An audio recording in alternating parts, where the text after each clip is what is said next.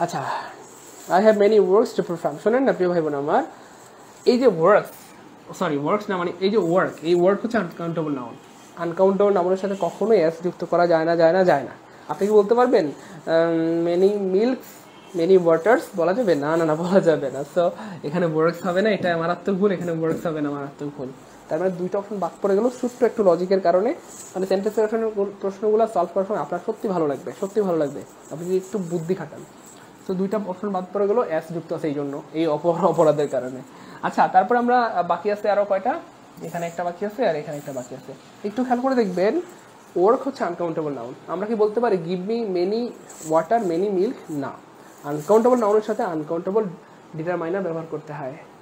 এই মেনি হচ্ছে countable determiner, many books, many students, many boys, it's okay. কিন্তু many milk, many water বলা যাবে না। তাহলে এটা যেহেতু আনকাউন্টেবল, এটার সাথে আনকাউন্টেবল ডিটারমাইনার ব্যবহার করতে হবে।